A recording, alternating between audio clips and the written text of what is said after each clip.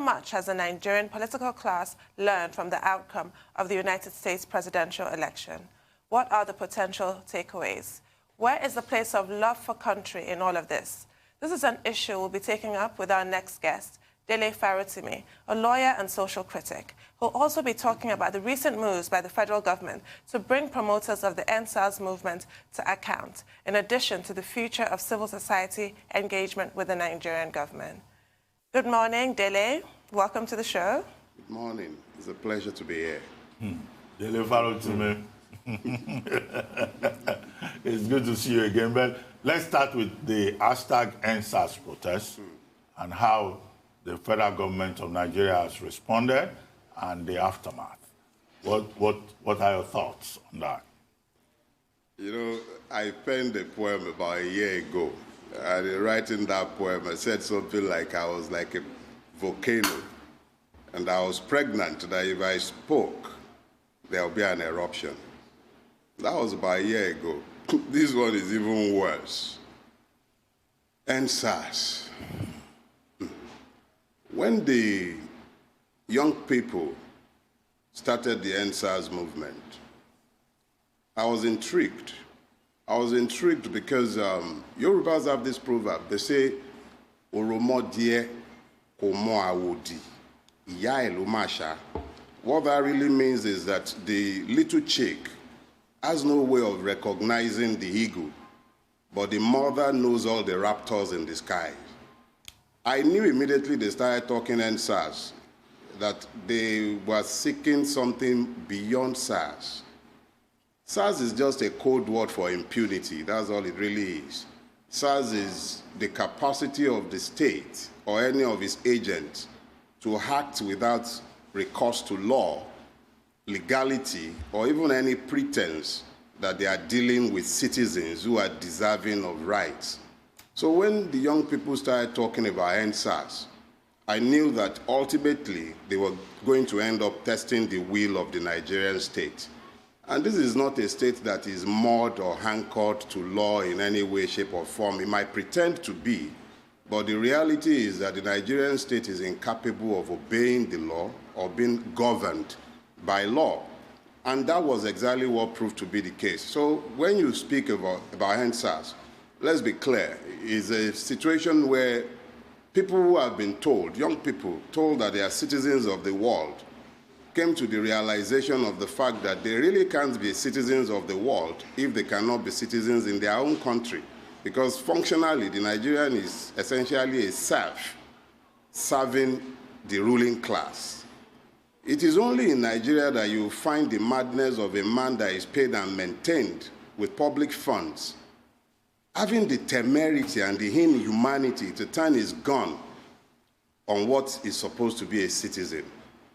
If we even play out a worst-case scenario and we accept that we are not citizens, surely our humanities must not be denied.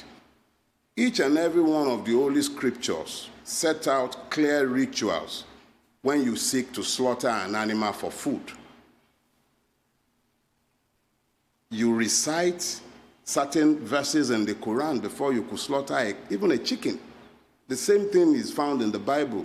But it is only in Nigeria, a man paid and maintained with my taxes can actually turn his gun with impunity and kill.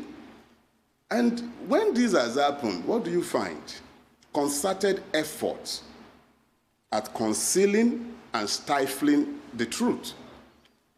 The Endsars question you've just asked is a long one, and there are so many baggages to unpack. I don't even know where to start from, really.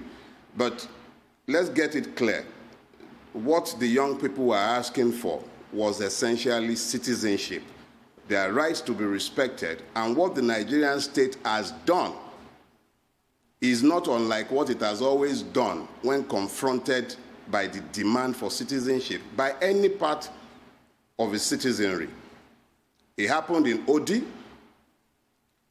it happened in Zakibiam, it happened in Ogoniland. The last time I saw what I believe just happened in Lekki was on Ikorodu Road, November 1993. Soldiers killing with impunity and taking away the bodies. This time around, they have set up a panel in Lagos State. Just as I sat on this same seat months ago and declared to you that nothing will happen to Magu, let me repeat myself again now, and you can take this to the bank. The Lagos State government does not dare to allow the panel that is currently sitting in Lekki to sit. Neither does the Nigerian government or the Nigerian army. They might pretend that they are interested in finding the truth, but I guarantee you, and I triple dare them to allow that panel to sit. There are ongoing shenanigans to ensure that that panel is truncated. Them finding all of a sudden that people who are funding peaceful protests are terrorists. It is designed to ensure that the youth representative on that panel walks away. It is an act of provocation. Nobody sits down to negotiate with a man who has a gun on the table. As much as I would have begged and urged that those young people remain on the panel, if only to show the lies of this government to the entire wide world, I really have no control over what they do. But I am saying here and now that the Lagos State government, Jide Sanwo-Olu, the LCC, the Nigerian army, and everybody connected thereto have no interest in uncovering the truth of what happened in Lekki. The concerted efforts are the lies, the many Aristotelian dimension to the madness that they are calling investigation. I sit here and I say it on my honor. I challenge them, I dare them to allow that panel to work. Let people stop fooling themselves. We are dealing with a criminally reprobate bunch of rulers.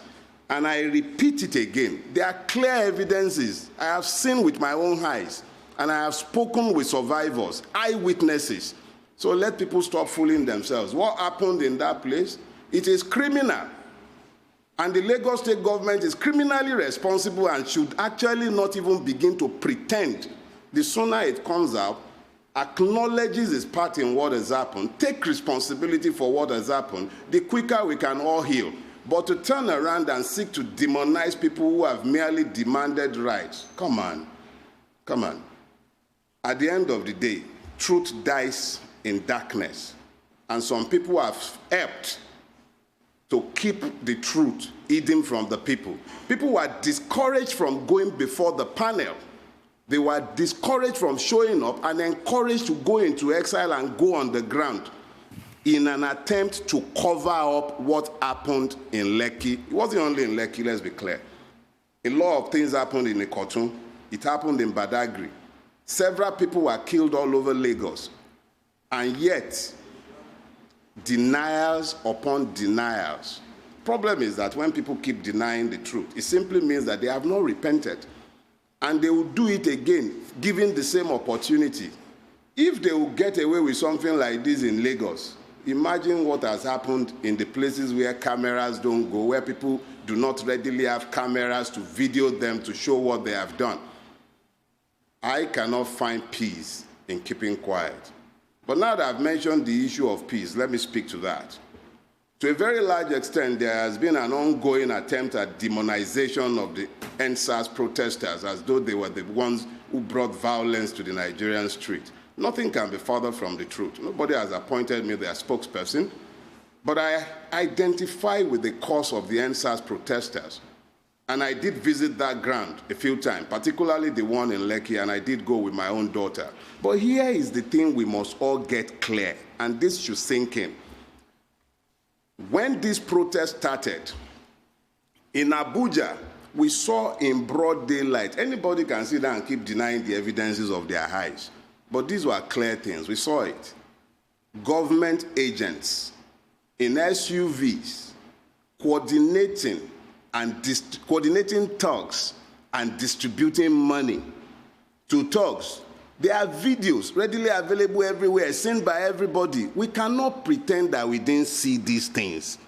In Lagos, we all saw it in broad daylight. I know that Ramimba, to which I belong, the radical agenda in the Nigerian bar, wrote a petition to the Commissioner of Police in Lagos State, positively identifying one of the persons, I think they call him Osha or something, holding a cutlass in broad daylight, chasing protesters around in Alausa, ferried to Alausa with lag bus. Now, if we begin to speak in terms of violence, let us be clear. There was no violence in Lagos until the morning of Wednesday. And the violence that happened in Lagos must be clearly and carefully situated. I believe that yes, the Endsars protesters were killed and injured and attacked, but none of the people that I saw had the capacity or even the intention or even the will, after what happened to them, to go and start. Where butter boys, the bulk of them are drawn from the lower to the upper middle class. They are not about to go to a police station and start burning anything. These were people who were when we protested in my youth, we didn't have fun. These guys were having fun, but they made their point. End SARS, end impunity. They made their point, but they did so peacefully. When Yele Sowore tried joining that protest, there was initially an argument by the younger elements. Don't come, they'll say revolution now. They were afraid. They thought Yele's presence would be the catalyst for violence. So they pushed Yele out. Some of us saw that and stayed away as well. We just stayed on the peripheral and watched what was happening. But the point is this: in spite of the fact that Yele's Take It Back movement, that were considered to be the most radical element in the Take It Back movement and in the Endsars protest, were marginalized because of the worry as to what the state would do, and in order not to provide an excuse for the state to attack the protesters. But at the end of the day, what happened? Nigerian state still acted true to type. The Nigerian state is happy to engage with terrorists, is happy to talk to bandits. He has no problem rolling out the red carpet for all sorts of miscreants. I've said it before. This country encourages madness. But those who were stood with national flag, those were not soldiers. Those were not soldiers. The people they killed were much more. I've met some of the survivors. They are much, much more braver people than those who turned their guns on them. And those who are lying, denying what is obvious, and those who are helping them in fostering these lies. Somebody stopped survivors from coming out. For weeks, they couldn't tell their stories, whilst the government was busy lying that they don't exist. Well, Dele, you've made your point very, very clear. And some of the anger, the frustration that you're expressing is the reason why you have people in Nigeria advocating the Jerry Rawlings treatment. I'd like you to comment on the passing of this remarkable African, whether you love him or loathe him. He was remarkable. I'm sure you've read some of the hagiographies that have been printed in the press. Dr. Abatsi gave one of his own here, which is why he's laughing. I want to know your take on that legacy. And I'm sure you're too civilized to advocate the kind of house cleaning that he euphemistically called it, the killing of, military officers, former heads of state, Supreme Court justices, and 300 other Ghanaians in that house cleaning exercise. Now we look at change through the ballot. So I want you to give a comment, if you care to, on Jerry Rawlings and his legacy and what you'd like to see politically between now and 2023. Whew, so many questions. Only two. Here's the thing. Love him or loathe him, Jerry Rawlings was a man. He was a man unlike the myopic lot that have blighted Nigeria for the last 54 years. Love him or loathe him, he had a vision for his country, for his people. Even for Africa, he had a vision. He had clarity as to exactly what he wanted to do with power. Nobody is ever going to suggest that Jerry Rawlings was an adventurer in power. He wasn't. He was a man who knew exactly what he wanted. Now, having said that, do I agree with the extreme measures that Jerry Rawlings took? I don't.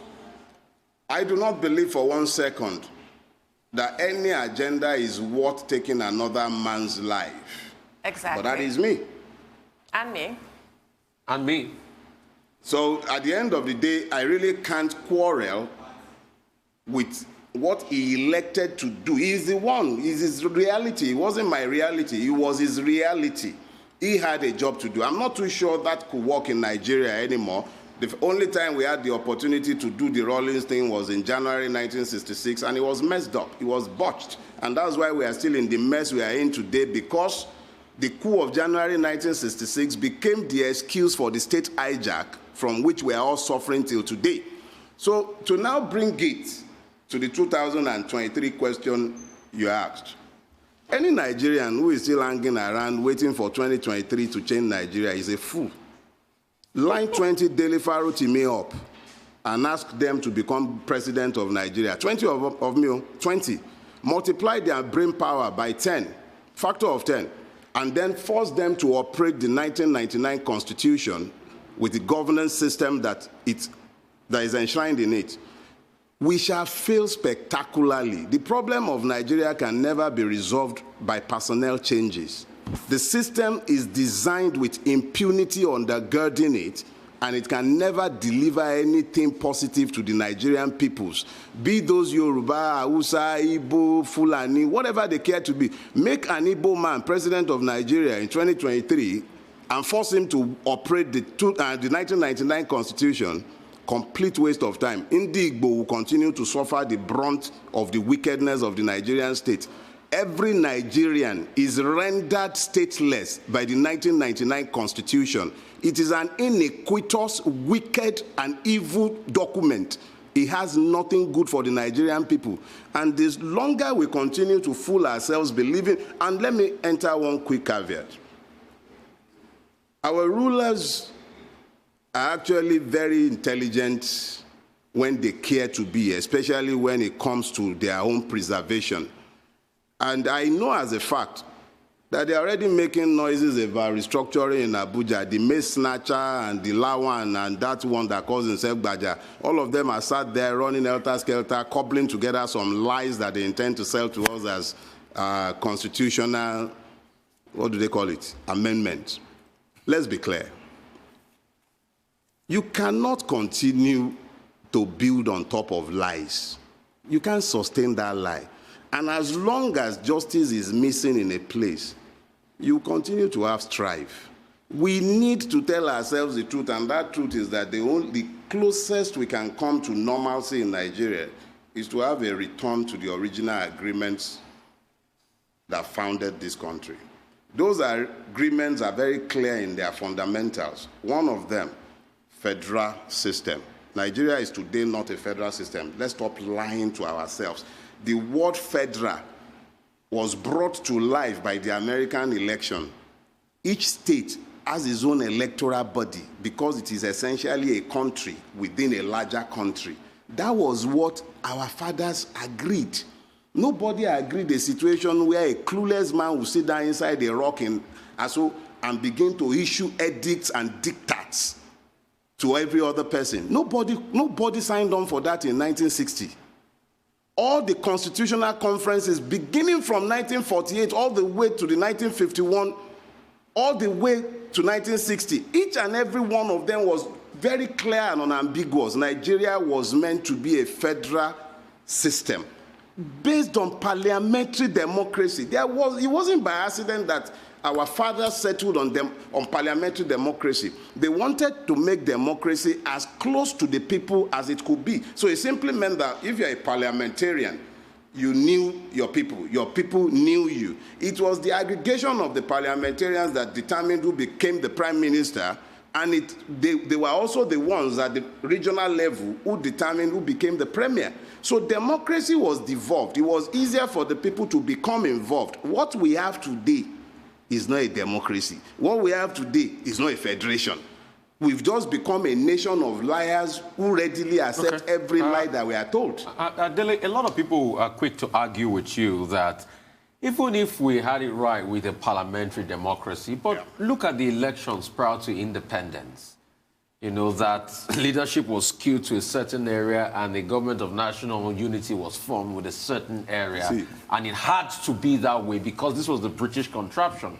And so some will also argue with you, maybe anyway, if it's simplistic, that, oh, if it was that good, why did we have the wear-tear killings of the 60s that made the young guys in the military say they want to liberate their country? If it was that good, why did we still have the, you know, the likes of Omini Jojo and Okotiebo? If it was that good. See, when people bring these facile arguments, they are not simplistic, they're actually quite facile. I quickly point out something to most Nigerian commentators. There is a deficiency in our educational system, and it's a deliberate deficiency. Our rulers, having nothing to be proud of, quickly ensured that history ceased being taught in our schools. What you just said is not completely correct. Let me try and break it down for you. The wear-tear phenomenon in the Western region is a result of something else. You can't treat it in isolation. You have to look to the TV riots. You have to look to the Jos riots. An hegemony lost power or would have lost power if it did not find a counterbalance in the West. That hegemony was the one that encouraged the split in the AG. Not that there weren't disagreements, but there was a need to balance power, so there was a split. Conflicts are inevitable part of every society. Now, people keep pointing to the problems in the West. They keep pointing at the excesses of the likes of Okotiebo, but I say something to you. If you compare where we are today and where we were in terms of corruption now, between 1966 and today, you will find that if corruption was, Nigerian corruption was a toddler in 1966, today it's become a feral monster that is taking everything away, sucking up all the oxygen, eating up all the resources, and assuring the poverty of the Nigerian people. Whether things were El Dorado based on that agreement that governed our independence or not, that's another ballgame. We can have that discussion. But it does not change or invalidate the fact that the basis of the agreement for the Nigerian Federation, hear that, federation, is no longer a federation. The basis of the Nigerian state was that it would be a federation and that it would also operate a parliamentary system. That does not mean that it should have ended there. We were evolving. Part of that evolutionary process was what led to the creation of the Midwest region. There were constitutional developments that were interrupted in 1966. But when that interruption happened in 1966, nobody has asked the Nigerian people how they wish to be governed, by who they want to be governed, and by what system of government. All that has happened is that succession of armed bandits have sat down and dictated how Nigeria must be ruled, and it's never been for altruistic reasons. So I beg to disagree vehemently with anyone who is suggesting that we are better off today than where we were in 1966. If that should even be the case, why isn't anybody asking us? No, but the point I was trying to make was, yes, what about the point of the British? Because this was the constitutional, parliamentary, Westminster-style democracy.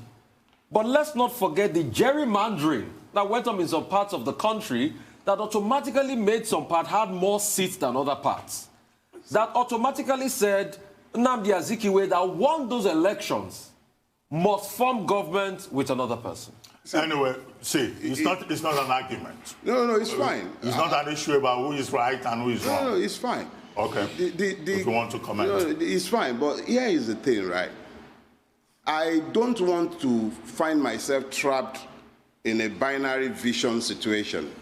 This is not me saying that it is all or nothing to 1966. I am pointing out the fact that we abandoned what we agreed in 1966. And in abandoning what was agreed in 1966, what we ended up with today is not what we have ever discussed, talk less of agreed.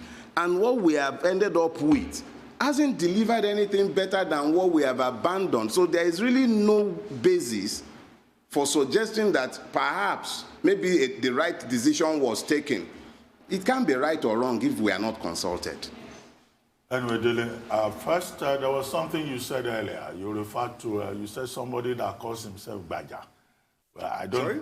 You said somebody that one that calls himself Baja. He doesn't call himself Baja. No, I'm sorry about that. It's just the fact that, as far as I'm concerned, if you are my representative, elected representative, then I would imagine that the totality of your reason for holding that office should be about the preservation of, one, the democracy, two, the rights of the electorate, and of course their interest. But I have very little respect for any one of them sat in those legislative chambers because they have not done anything in the last 21 years to suggest that the Nigerian even matters in their calculation. All I have to do is look at the budgets. That's all I have to do. The truth of the matter is that there are many Nigerians, including Lagosians, who think that Olufemi Akim Gbajabiamila, Speaker of the 9th House of Representatives, representing Surulere 1st constituency, is doing an excellent job. Congratulations. And he's very popular in his constituency. I clap for him. He's doing well. You know, that's the record that I know. You may have a different opinion. No, it's not a function of a different view. It's just simply that I have no respect for each and every one of those who purport to rule Nigeria today because they have done a woeful, stupid job. That's my position. Anyway, let me ask you the next question. And this is about the attempt by the governor of Lagos State, Babajide Sanwo-Olu, to ask the Lagos State House of Assembly to repeal the pension law of 2007. And that move, that proposal has been supported significantly by Asiwaju Bola Ahmed Tinubu, under whose watch that law was originally put in place before it was then reproduced by 25 other states of Nigeria. What's your take on that?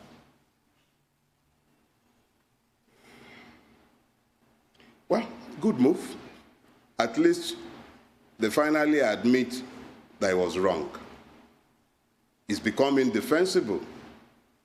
That's good. Let's clap for them for doing that. But frankly speaking, it goes beyond that. It goes way beyond that. These are tokenist gestures. Yes, they should be applauded. It's like somebody encouraging people, go and pick up your PVC for 2023. Yeah, tokenist gestures, clap for them. But frankly speaking, completely unimpressed. If that were to be the only hole from where the wealth of the people have been seeping out, would have been nice. That's just a token. For now, I'll keep my mouth shut and watch. But it was a right move in the right direction because it should never have happened in the first place. Well, on diaspora voting, which has been discussed, and it was looking like it was going to become a possibility, what are your thoughts on how that might be shaped now by what we see in America, that rather embarrassing debacle that continues to unfold in America? I didn't get that. The question is about diaspora voting. Oh, okay. Which we had hoped, or some of us had hoped, would become a possibility come 2023. But do you think that the embarrassing debacle in America has thrown some kind of spanner in the works because of the whole notion of legal votes and illegal votes, mail-in votes, votes coming in late and what have you? How would that affect that diaspora voting? And do you support that notion in the first case, considering the fact that diaspora remittances to Nigeria are part of our economic backbone? Should they have the right to vote in our elections? Every Nigerian should have a right to vote. Every Nigerian, regardless of where they are, should have the right to vote. Whether the vote would count or whether the change of personnel will matter is another ballgame entirely. But insofar as it relates to the right to vote, what the Americans have done or not done should be of no concern of ours because, frankly speaking, the American president deals with the American issues. These are our own problems, and they are unique to us. As you've rightly pointed out, the diaspora remittances have become a major source of forex earning for Nigeria, it tells you the story of our tragedy. Once upon a time, we were the ones who used to send money abroad for people. Now they are the ones sending money to us in Nigeria. So yeah, aside from the importance of the remittances, fact of the matter is that we are truly a democracy. As many people as might be encouraged to become participants in that democracy should be encouraged. Anything that makes it easier for people to vote should be encouraged. I hope that somewhere along the line, one day in this country, the votes would count. But I do believe that whether it counts or not, even if it's only for the token, at least if I'm sending money to a place I've run away from, at least still allow me to have the illusion of belonging and be voting, Abi. So I have no problem with the diasporans voting, and I hope and pray that somebody would have enough sense to allow them to vote instead of worrying about. They can worry about not counting it later, but insofar as it relates to the principle of it, I'm in complete support of the diaspora voting in Nigerian elections. Well, thank you very much, Dele Farotimi. Always a delight to have you on the morning show. Thank you for having me. Thank you for your honesty, your forthrightness. Thank you.